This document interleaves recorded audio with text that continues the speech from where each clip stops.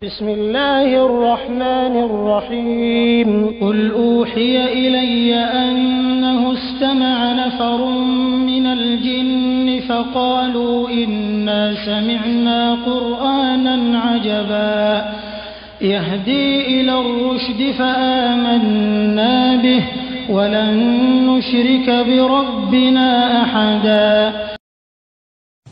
بسم الله الرحمن الرحيم.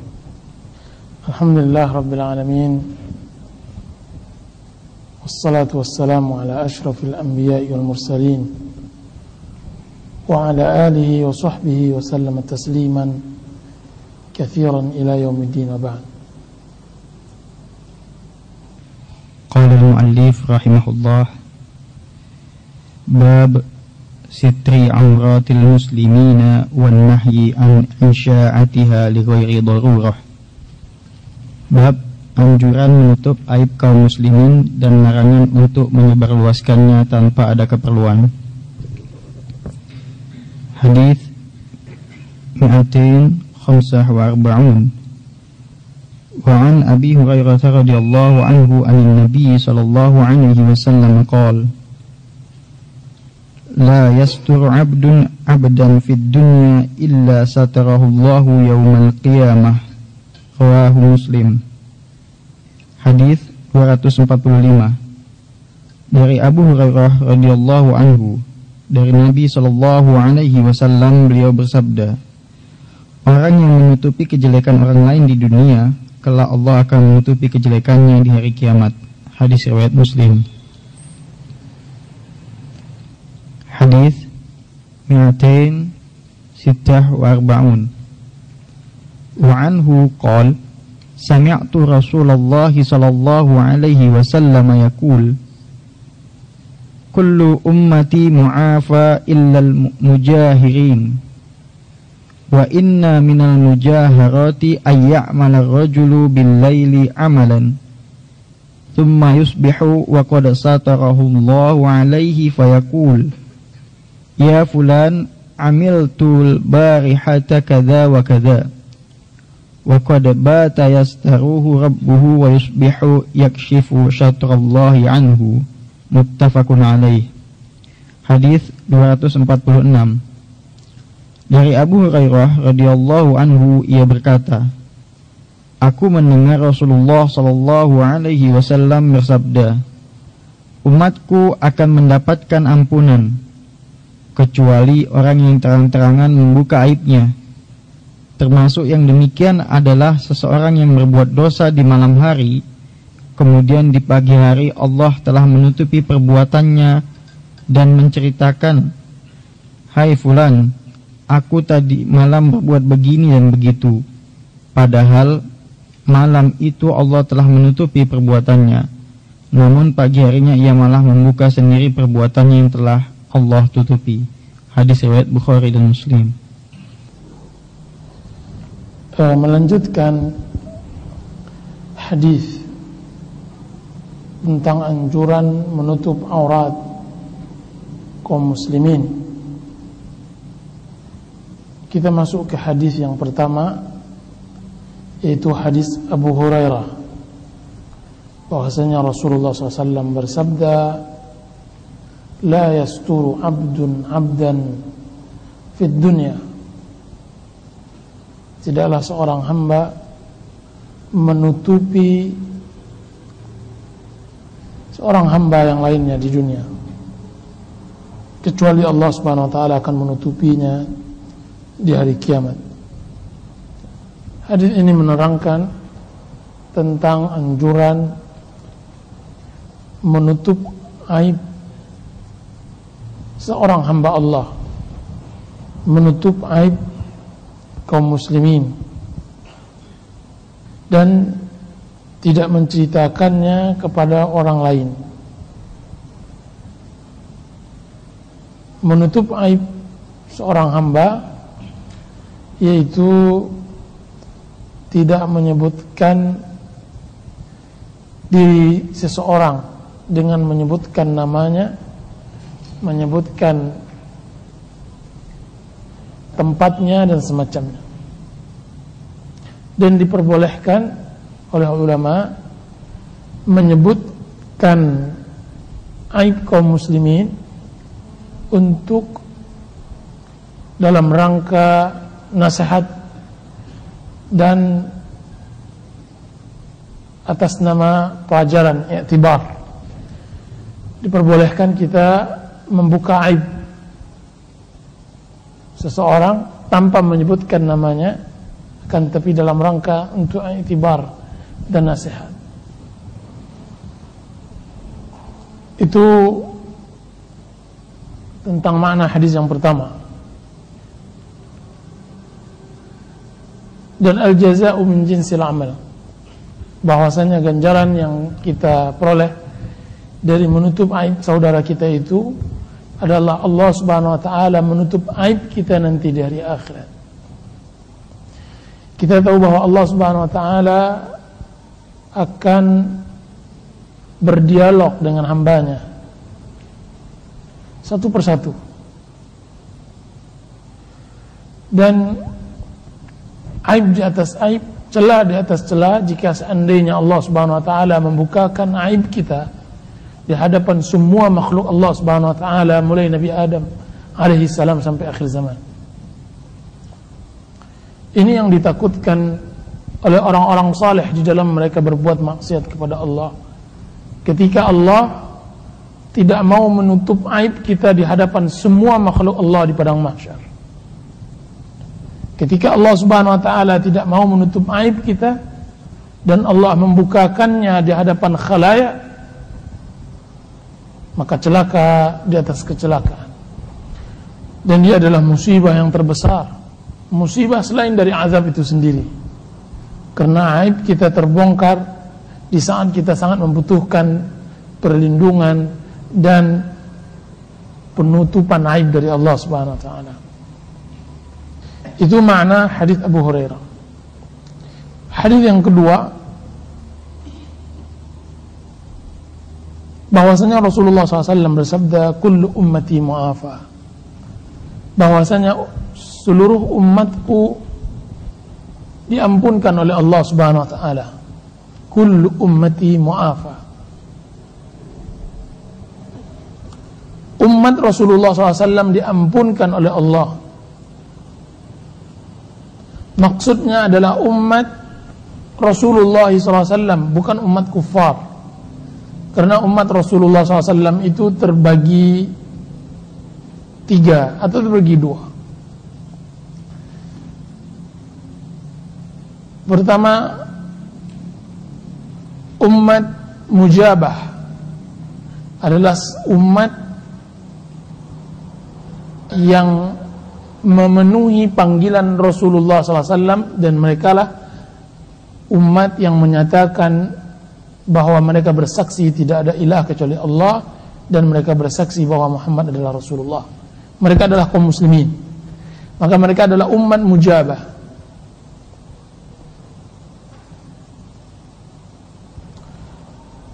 Dan yang kedua, umat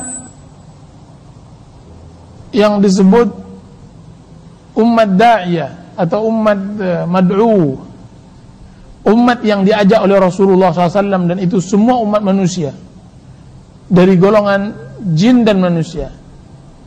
Dan dia bisa saja kafir, tidak memenuhi panggilan Rasulullah, panggilan Allah, dan bisa saja dia muslim. Akan tapi umat yang dimaksud oleh Rasulullah SAW dalam hadis ini adalah umat mujabah, yaitu umat Nabi Muhammad SAW. Kullu ummati mu'afa. Seakan-akan Rasulullah SAW mengatakan semua umat yang masuk Islam akan diampunkan oleh Allah Subhanahu wa taala kesalahannya dan dosanya. Mu'afa dari kalimat afu, yaitu Allah maafkan ketika dia berlaku salah.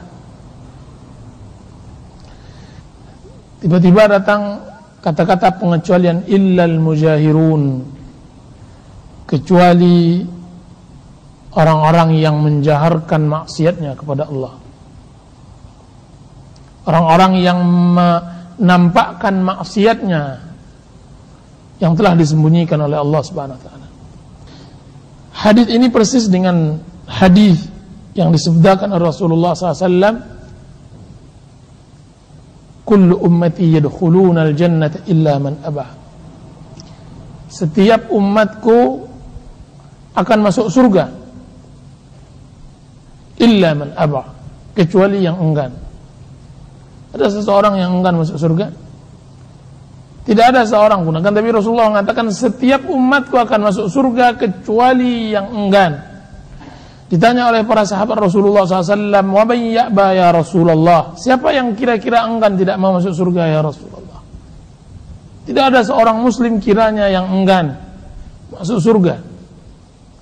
Akan tapi Rasulullah SAW menjawabnya, man ata'ani dakhala al-jannah wa man asani dakhala an-nar. Barang siapa yang mentaatiku dia akan masuk surga, dan barang siapa yang berlaku maksiat terhadapku maka dia faqad aba. Wa man asani faqad aba. Barang siapa yang berlaku maksiat kepadaku berarti dia telah enggan masuk surga. Kiranya permasalahan bukanlah pada kemurahan Allah Subhanahu wa taala untuk memasukkan umat Islam ke dalam surga. Karena Allah mengatakan semua umat Muhammad masuk surga kecuali yang enggan. Ketika ditanya oleh para sahabat Rasulullah SAW, siapa kira-kira yang enggan ya Rasulullah? Kiranya bukan maksudnya enggan, kiranya masuk surga tidak hanya sebatas angan-angan, akan tapi harus ada praktek dan tatbiq. Man ata'ani dakhalal jannah, barang siapa yang mentaatiku dia akan masuk surga. Wa man asani, barang siapa yang menyelisihiku berarti dia telah enggan. Di sini yang menyulitkan setiap muslim untuk memperoleh surga. Apakah dia siap mentaati Allah? Apakah dia tidak siap mentaati Allah dan Rasulnya? Barang siapa yang taat berarti dia akan masuk surga, dan barang siapa yang menyelisihi Rasulullah berarti dia telah enggan untuk masuk surga. Dan itu adalah kemenangan yang hakiki. Allah Subhanahu wa taala mengatakan, faman zuhziha 'anil nar wa udkhilal jannah faqad faz. Barang siapa yang dijauhkan dari api neraka dan dimasukkan ke surga, maka dia telah menang.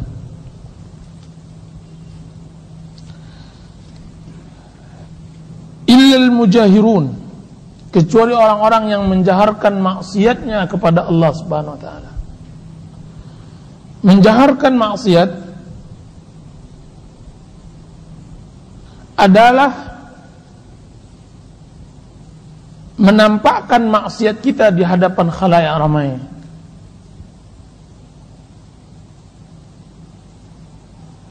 Baik kita sengaja maupun tidak sengaja. Allah Subhanahu wa taala masih mengampuni satu kaum jika seandainya maksiat masih di dalam ketersembunyian. Ketika dia dijaharkan, maka Allah Subhanahu wa taala tidak mengampuninya. Ketika dijaharkan, Allah tidak akan mengampuni umat dan kaum yang menjaharkan maksiat kepada Allah Subhanahu wa taala. Dan azab tidak akan turun jika seandainya maksiat dilakukan di dalam kesendirian. Berbeda dengan maksiat yang dilakukan dengan dijaharkan, maka azab Allah Subhanahu wa taala akan segera diturunkan sekalipun kecil maksiat yang dinampakkan itu.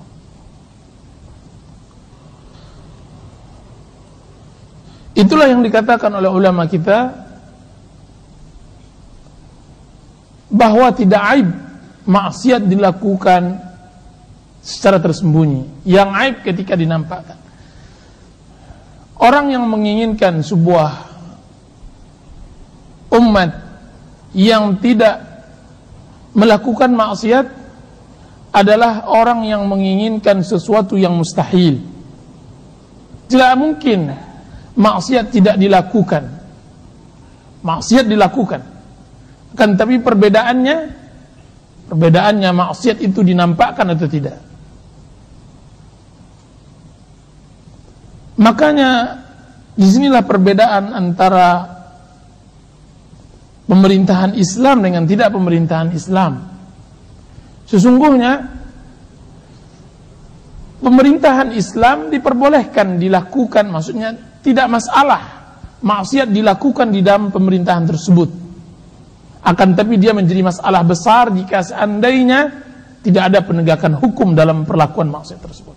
Jika seandainya telah dinampakkan. Itulah yang disebut fitnah yang Allah timpakan kepada satu kaum yang menjaharkan maksiat. Kullu ummati mu'afa illal mujahirun. Setiap umatku diampunkan oleh Allah Subhanahu wa taala kecuali yang menjaharkan maksiatnya. Orang yang menyembunyikan maksiatnya, hubungannya antara dia dengan Allah Subhanahu wa taala. Sedangkan orang yang menjaharkan maksiat, melakukan maksiat dalam terang-terangan, bukan saja hubungan dia dengan Allah saja, akan tapi dia ikut andil menyebarkan maksiat tersebut di khalayak ramai.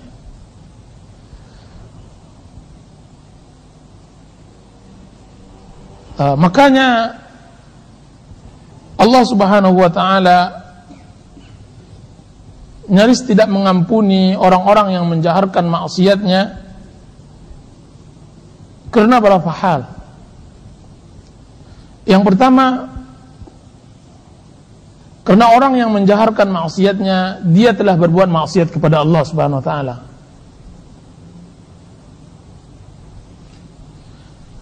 Karena dia telah berbuat maksiat kepada Allah Subhanahu wa taala.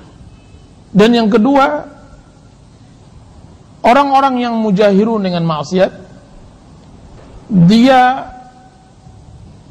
mengiming-imingi atau membuat orang atau mendorong orang untuk berbuat maksiat sebagaimana dia buat. Ketika dia melakukan maksiat secara terang-terangan, jadi secara tak langsung dia mengasung-asung orang untuk berbuat maksiat seperti dia. Dan yang ketiga, ada rasa kesombongan terhadap maksiat, dan ini dosa yang sangat sulit diampunkan. Orang yang sombong melakukan dosa dan dia berbangga dengan dosanya. Dan yang keempat, dia ikut andil menyebarkan kejahatan dan kekejian di permukaan bumi. Dengan hal itu dia berarti merusak permukaan bumi.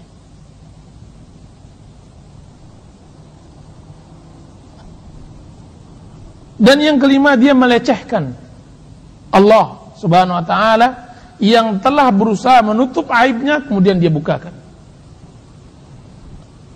5 hal yang membuat seseorang ini menjadi dosa yang menjaharkan maksiatnya tidak diampunkan oleh Allah Subhanahu wa taala. Kullu ummati mu'afa illal mujahirun. Ini dalam semua bentuk aspek maksiat. Bukan hanya maksiat antara seorang hamba dengan Allah Subhanahu wa taala, akan tapi juga semua bentuk maksiat, kezaliman yang dilakukan oleh seseorang tapi dinampakkan di depan ramai. Makanya Islam mengharamkan sesuatu yang mengganggu kestabilan kaum muslimin.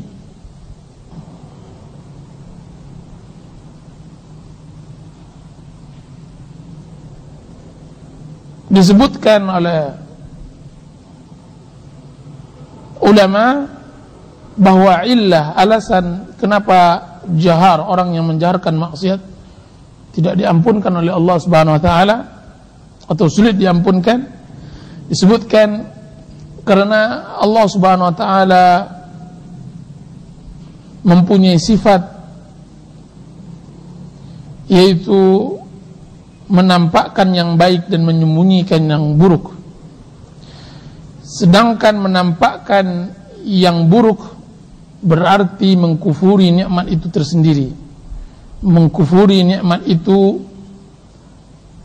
secara langsung, dan melecehkan sitar Allah Subhanahu wa taala.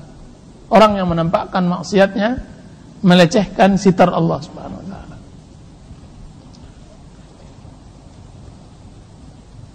Di antara bentuk orang yang menjaharkan maksiat adalah orang-orang yang berbuat maksiat kemudian dia berbangga dengan maksiatnya, minum khamar, kemudian dia berbangga-bangga dengan sesamanya bahwa dia adalah orang yang paling tahan minum khamar. Dia menceritakan kejahatannya dengan bangga pada masa jahiliyah.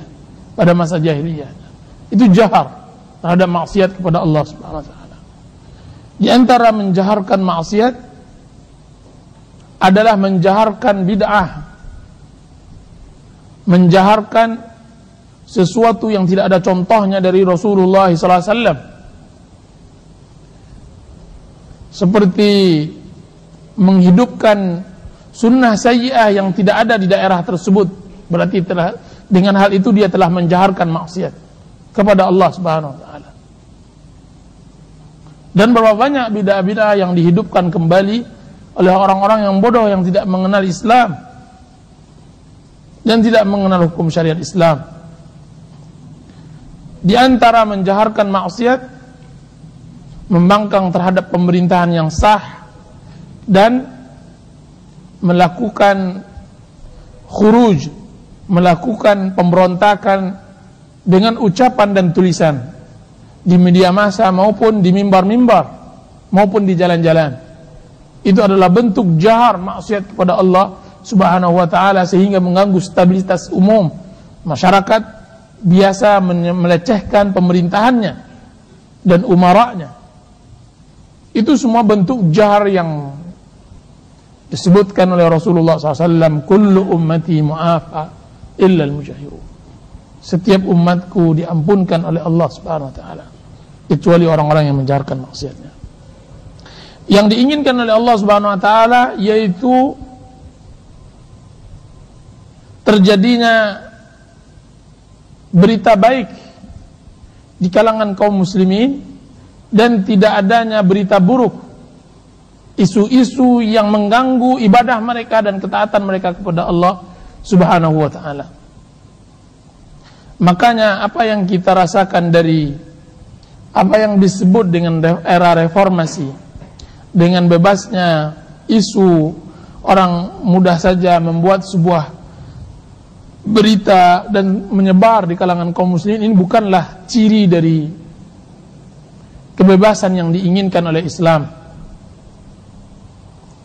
Islam menginginkan manusia tenang di dalam melakukan ketaatannya kepada Allah Subhanahu wa taala. Maka dari apa yang kita rasakan di negeri kita yang begitu bebas sehingga lepas kontrol, jauh lebih nikmat kita hidup di negara yang bentuk pemerintahannya adalah kerajaan. Karena orang-orang atau negara yang membentuk pemerintahnya dengan kerajaan itu biasanya cepat menutup isu dan berita yang mengacaukan stabilitas masyarakat. Dan kita lihat dari kenyataannya bahwa negara yang makmur adalah negara yang berbentuk kerajaan. Lihatlah negara muslim maupun negara kafir, rata-rata yang makmur adalah negara yang berbentuk kerajaan. Kenapa? Karena karena masyarakat tidak disibukkan dengan pekerjaan yang mereka tidak ada hubungan dengannya. Sekarang semua orang berbicara tentang permasalahan yang mereka tidak bisa menambah dan tidak bisa mengurangi. Berbicara pada sesuatu yang mereka tidak ada gunanya berbicara di sana. Seharusnya masyarakat harus beribadah dan melakukan ketaatan, bekerja sesuai dengan apa yang Allah telah berikan. Salah satu contoh yang saya berikan, negara kita dengan negara di Timur Tengah. Kalau seandainya antum berangkat ke Madinah, ke Mekah, antum tidak akan tahu bahwa hari ini ada terjadi tembak-tembakan antara teroris dengan polisi, kemudian terbunuh 1 atau 3 orang. Orang-orang tua itu semuanya hanya paham kedainya, tokonya, kemudian dia beribadah kepada Allah Subhanahu wa taala. Itu saja. tidak disibukkan dengan sesuatu yang mereka tidak paham sendiri. Dan itu masih terlihat secara umum di daerah mereka. Sehingga kalau seandainya kita datangkan berita yang kita dapatkan dari negara kita ini, kemudian kita beritakan mereka, mereka akan terbingung-bingung. Seakan-akan mereka tidak mengetahuinya, dan mereka memang tidak mengetahuinya. Karena mereka tidak disibukkan dengan isu yang mengganggu kehidupan mereka. Yang tahu mereka hanyalah bekerja dan beribadah kepada Allah Subhanahu wa taala. Berbeda dengan kita. Nah, coba lihat berapa kejadian waktu yang lampau, berapa habis waktu kaum muslimin semuanya di Indonesia gara-gara jatuh pesawat Mandala. Anda berapa jam, berapa menit melihat berita tersebut. Kalikan waktu-waktu kaum muslimin, jika seandainya mereka berikan kepada Allah Subhanahu wa taala, akan menjadi sebuah ibadah. Kenapa kaum muslimin disibukkan dengan hal-hal yang tidak ada manfaat untuknya? Tayyib, kalau Anda sebagai seorang muslim ingin menjadikan i'tibar, bolehlah. Kan tapi hanya untuk bertenang-tenang, hanya untuk mendapatkan isu, membuatkan mengasyikkan minum, duduk di kedai kopi dan semacamnya adalah tidak perbuatan seorang muslim yang baik. Apa hubungan pesawat Mandala jatuh dengan Anda? Tidak ada hubungannya. Tidak akan menambah orang yang meninggal dan tidak akan mengurangi orang yang meninggal.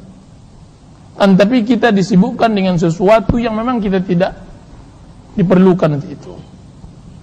Jadi kita katakan yang diinginkan oleh Allah Subhanahu wa taala ada seorang muslim hanya disibukkan dengan kejadian, hanya disibukkan hendaknya dengan hal-hal yang ada hubungannya dengan dunianya dan dengan Allah Subhanahu wa taala. Makanya ulama salaf membagi kesibukan itu dengan 3. Apa kata Atha bin Rabah, Atha bin Abi Rabah? Apa kata beliau?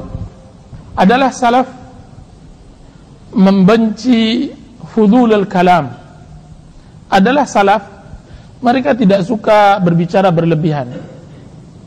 Apa kata murid-muridnya? Wahai guru, apa yang mereka maksud dengan fudulul kalam? Apa yang mereka maksud dengan fudulul kalam? Apa kata apa? Sesungguhnya fudulul kalam, ucapan yang berlebihan bagi mereka adalah ucapan yang bukan pada Al-Quran dan dalam mentadabburinya, atau hadis dan memahami maknanya, atau bergurau dengan keluarga dan anak-anaknya, atau yang ketiga berbicara tentang dunia dan kehidupannya. 3 itu. Anda kalau seandainya tidak disibukkan dengan menuntut ilmu Al-Quran dan hadis, berbicara dengan Al-Quran dan hadis, berarti Anda boleh dibicarakan tentang masalah dunia Anda, tentang usaha Anda. Orang yang jual pecal, dia berbicara tentang pecalnya, bagaimana mengembangkan, silakan. Kalau tidak disibukkan itu, berbicara tentang anak dan keluarga. Selain dari itu, pembicaraan adalah fudulul kalam yang akan dihisab oleh Allah Subhanahu wa taala. Nah, begitu salaf. Bagaimana mereka hanya disibukkan dengan yang itu. Seharusnya muslim benar-benar memfokuskan belajar 3 hal. Jadikan majelis kita kalau tidak tentang ilmu agama, tentang usaha yang ada sangkut pautnya dengan kita. Kalau tidak, tentang masalah keluarga yang kita punya hubungannya dengan itu. Selain dari itu, maka itu disebut oleh Atha bin Abi Rabah adalah fudulul kalam menurut salaf. Dan ini bukan berarti saya mengatakan hal itu kita tidak boleh berbicara hal yang lain. Kan, tapi jika seandainya masih di dalam 3 rangka itu, maka diperbolehkan. Sisanya dia akan dihisab oleh Allah Subhanahu wa taala sebagaimana yang lainnya dihisab. Akan tapi rugi seseorang yang berbicara yang tidak ada hubungannya dengannya. Rugi. Kalau tidak berbicara tentang ilmu, bicara tentang dunia kita. Allah taala.